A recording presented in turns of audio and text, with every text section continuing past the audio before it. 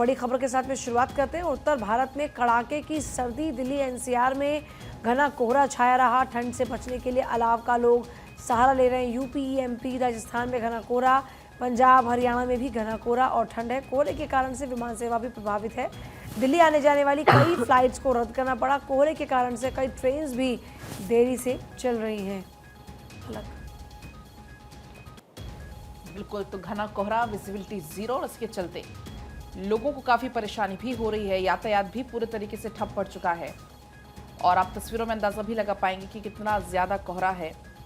पूरे उत्तर भारत की अगर हम बात करें तो इस वक्त शीतलहर के साथ साथ कोहरे की चपेट में है लगातार, क्योंकि पहाड़ों पर बर्फबारी हो रही है।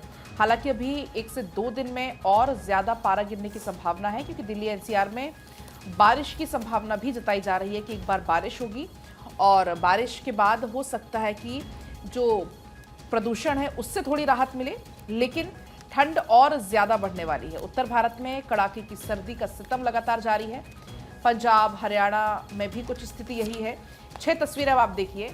दिल्ली, गाजियाबाद, हरिद्वार, देहरादून, श्रीनगर और चंडीगढ़ की तस्वीरें हैं, जहां पर घने कोहरे के चलते लोग काफी परेशान हैं। कहीं पर लोग अलाव का सहारा ले रहे हैं तो कहीं पर लोग घरों में दुबक कर बैठे हुए। रंजना, बिल्कुल। और प्रीति, सुबह सवेरे जब ड्राइविंग कर आप आई तो कोहरे की वजह से काफ़ी दिक्कतों का सामना करना पड़ा।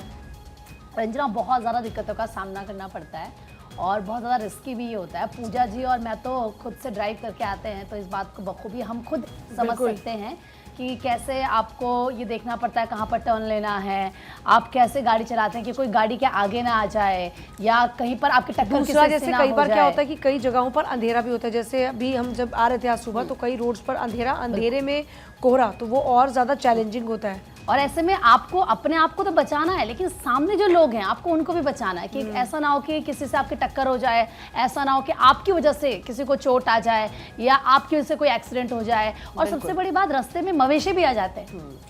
और आज दिल्ली में सुबह सवेरे जब लोग जागे हैं तो घने कोहरे की वजह से लोगों को काफ़ी दिक्कतों का सामना करना पड़ रहा है, क्योंकि विजिबिलिटी बिल्कुल शून्य है।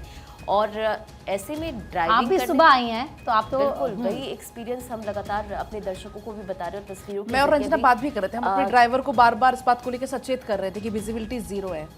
काफ़ी ज़्यादा लोगों को दिक्कतों का सामना भी करना पड़ा। और ये 6 अलग अलग तस्वीरों के जरिए आप देखिए कि देश भर में इस वक्त ठंड से क्या स्थिति है।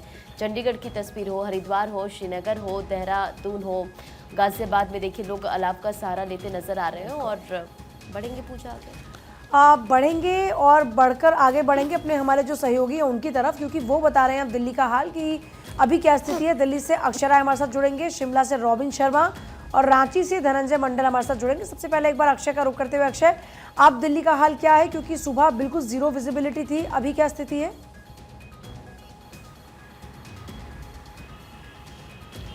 पूजा, विजिबिलिटी अभी भी बहुत ज़्यादा नहीं है, लेकिन पहले से कुछ राहत दिख रही है सुबह की अपेक्षा अगर अभी की बात करें तो।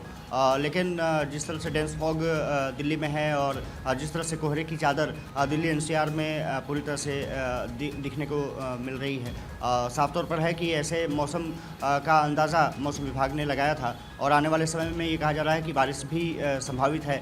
11 और 12 जनवरी को बारिश दिल्ली में हो सकती है। उसके बाद ठंड में और बढ़ोतरी देखने को मिलेगी। जहां तक रेलवे यातायात का सवाल है तो लगभग 150 ट्रेनें देरी से चल रही हैं और नई दिल्ली से निकलने वाली ट्रेनें भी लेट हो रही हैं और पहुंचने वाली ट्रेनें भी लेट हो रही हैं। फ्लाइट्स पर भी इसका असर पड़ा है। जयपुर जो फ्लाइट इंडिगो की जाती है 7:15 बजे, वो अभी तक उड़ान नहीं भर पाई है और ये कहा जा रहा है कि लगभग 3 दर्जन से ज़्यादा फ्लाइट्स पर इसका असर पड़ा है। अंतर्राष्ट्रीय और घरेलू दोनों उड़ानों पर इसका असर देखने को मिल रहा है। कह सकते हैं कि दिल्ली वासियों को अब ठंड से राहत मिलती हुई नज़र नहीं आ रही है और कोहरे की चादर क्योंकि ज़्यादा है तो यातायात में भी इसका सामना करना पड़ रहा है और जो फ्लॉग लाइट्स जला करके लोग सड़कों पर निकल रहे हैं।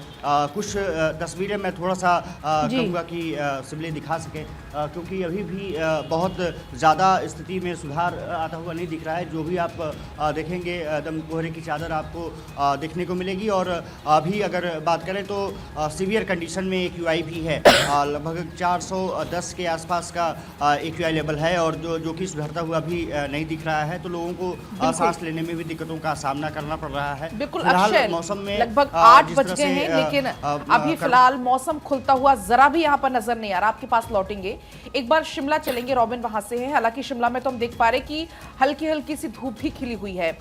जरा आप बताइएगा मौसम कैसा है पूरे हिमाचल का, खासतौर पर अगर हम बात करें बर्फबारी को लेकर, क्या कुछ अपडेट है मौसम विभाग की तरफ से? ज्यादातर इलाकों में मौसम साफ बना हुआ है और मौसम विज्ञान केंद्र का अनुमान भी था कि आगामी 10-11 तारीख के आसपास तक प्रदेश भर में मौसम साफ बना रहेगा। और कल से यानी कि 11 तारीख के बाद से एक बार फिर हिमाचल प्रदेश में पश्चिमी विक्षोभ के सक्रिय होने की संभावना भी मौसम विज्ञान केंद्र ने जताई है। तो ऐसे में कल के बाद एक बार फिर उम्मीद है कि हिमाचल प्रदेश में जगह जगह पर बारिश बर्फबारी देखने को मिले, और इसी का इंतजार यहाँ पर लोग भी कर रहे हैं। हालांकि आजकल जो दोपहर का समय है उस वक्त ज्यादातर लोग जो है धूप का जो है आनंद उठा रहे हैं, और मौसम जो है साफ बना हुआ है। साथ में जो दिन के टेम्परेचर हैं वो भी बड़े जरूर हैं, लेकिन सुबह शाम लोगों को ठंड का सामना करना पड़ रहा है, क्योंकि मौसम साफ होने के बाद अब शीतलहर का असर भी प्रदेश के निचले इलाकों में देखने को मिल रहा है। तो ऐसे में इन इलाकों में सुबह ठंड का मौसम, पाला जमने जैसी स्थिति, इसके अलावा कोहरा, ये तमाम दिक्कतें लोगों को परेशान जरूर कर रही है। लेकिन हिमाचल प्रदेश में जैसे आज से पश्चिमी विक्षोभ सक्रिय होने का अनुमान है, तो ऐसे में लोग उम्मीद कर रहे हैं कि पहाड़ों पर बर्फबारी हो, और लगातार इस बात का इंतजार हिमाचल में लोग खासतौर पर पहाड़ी इलाकों में कर रहे हैं कि हिमाचल प्रदेश में बर्फबारी देखने को मिले। खासतौर पर शिमला, मनाली और डलहौजी जैसे जो तमाम पर्यटन स्थल है लगातार बर्फबारी की उम्मीद में है। अब एक बार फिर क्योंकि उम्मीद जताई गई है कि 11 तारीख के बाद हिमाचल प्रदेश में पश्चिमी विक्षोभ सक्रिय होगा, तो शायद अब उम्मीद लगाई जा रही है कि यहाँ पर भी बर्फबारी देखने को मिले। लेकिन फिलहाल तो वहाँ पर धूप आ रही है रॉबिन, और यही तो पहाड़ों की खासियत है कि वहाँ पर भले ही कितनी भी ठंड क्यों ना हो सुबह शाम, लेकिन दिन में या यूं कह लीजिए कि जैसे सूरज उगता है अच्छी खासी धूप पहाड़ों पर आती है, और यही लोगों को वहाँ सब सारा पसंद भी होता है। लेकिन जैसे कि दिल्ली की बात धनंजय हमने की, यहाँ पर तो कोहरा कोहरा नजर आ रहा है, पहाड़ों पर धूप खिल रही है। रांची में क्या है मौसम का हाल?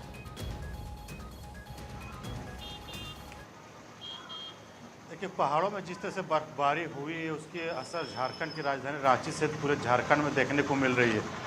मैक्लूसीगंज रांची से सटा हुआ एक छोटा सा ग्रामीण इलाका है जिसे मिनी इंग्लैंड भी कहा जाता है। वहाँ पे जो टेम्परेचर है 1 डिग्री सेल्सियस हो गया, यानी आप समझ सकते हैं जो ओस की बूंदें हैं सुबह सुबह जम गई है।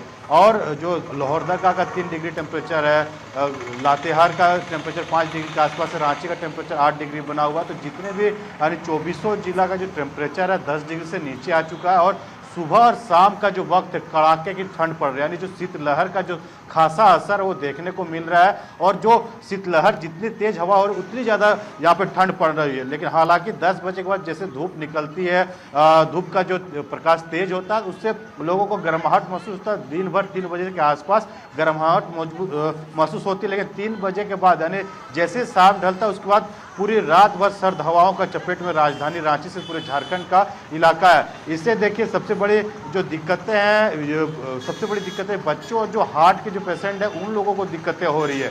उन लोगों को काफ़ी परेशानियां हो रही है। जो स्कूल के बच्चे हैं 8, 9, 10 के जो बच्चे, हालांकि नर्सरी से 8 तक के स्कूलें बंद, लेकिन 8 से ऊपर के जाने स्कूल बच्चे हैं सुबह सुबह बस में जो चढ़ के जाना पड़ता है, क्योंकि जो स्कूल का टाइम 6 से 7 बजे के आसपास होता है। तो काफ़ी दिक्कत का सामना कर पड़ा। बुजुर्ग घर से बाहर नहीं निकल पा रहे हैं, और उनकी जो सेहत का जो ख्याल है उनको गर्म कपड़े के साथ साथ डॉक्टर ने कहा है कि अलाव हो या फिर रूम हीटर की व्यवस्था हो तो बेहतर होगा। हालांकि प्रिकॉशन के तौर पर उन लोगों को निकलने से डॉक्टर ने सलाह दी है कि जब जरूरी काम हो तो ही निकले, अदरवाइज रांची में जो टेम्परेचर अभी 3-4 दिन तक ऐसे ही बना रहेगा। कड़ाके की ठंड पड़ेगी और जो टेम्परेचर है और 1 से 2 डिग्री डाउन हो सकता है। यानी आप समझ सकते हैं जो मैक्लूसीगंज और कांके का जो इलाका है सबसे सर्द रहता है झारखंड में। मैक्लूसीगंज में 1 डिग्री हो गया, कांके का इलाका जो 0 डिग्री तक टेम्परेचर चला जाता है। तो आप समझ सकते हैं पूरे झारखंड में जो कड़ाके की ठंड है, जिस तरह से पहाड़ी इलाकों में बर्फबारी हो रही है, उसका असर पूरे तरह झारखंड में देखने को मिल रहा है। इससे एक नुकसान ये भी है कि जो सब्जियां हैं, मटर, टमाटर और बीन्स की जो सब्जियां हैं, पाला जो गिरता है तो उनको नुकसान हो रहा है। नुकसान ये हो रहा है कि मुरझा जा रहा है, फसल बर्बाद हो रहा है, तो किसानों को नुकसान हो रहा है। और दूसरी बात, इसके बचाव के लिए मौसम विभाग ने कहा है कि अगर जो प्रिकॉशन के तौर पर किसान अगर उपयोग रहते हैं तो थोड़ी बहुत राहत मिल सकती, नहीं जब तक ठंड इस तरह से पड़ते रहेगी, पाला गिरेगा तो सब्जियों का काफी नुकसान होगा। हो सकता है सब्जियों का दाम में उछाल हो जाए, लेकिन हालांकि देखिए रांची जो ग्रामीण इलाका सब्जी उत्पादन होता है यहाँ तो काफ़ी कम रेट में सब्जियाँ मिलती है, वो यहाँ पे असर नहीं है। लेकिन लोगों को जो ठंड जो जो शीतलहर का असर है खासा स्कूल बच्चों में देखने को मिल रहा है। यानी कि धनंजय झारखंड लोग वासियों को भी ठंड से राहत मिलने वाली नहीं है, क्योंकि अलग अलग जगहों अलग अलग राज्यों की तस्वीरें हम लगातार आप लोगों के जरिए पहुंचा रहे कि किस तरह से लोग इस वक्त ठंड से उनका हाल बेहाल है। अगर बात दिल्ली की करें तो हमारे संवाददाता अक्षय भी लगातार बने हुए हैं। अक्षय, आपके पीछे की तस्वीर हम देख पा रहे हैं कि किस तरह से वहां पर जो कोहरे की वजह से विजिबिलिटी काफी ज्यादा कम है और दूसरी तरफ प्रदूषण की मार भी दिल्ली वासी झेल रहे हैं।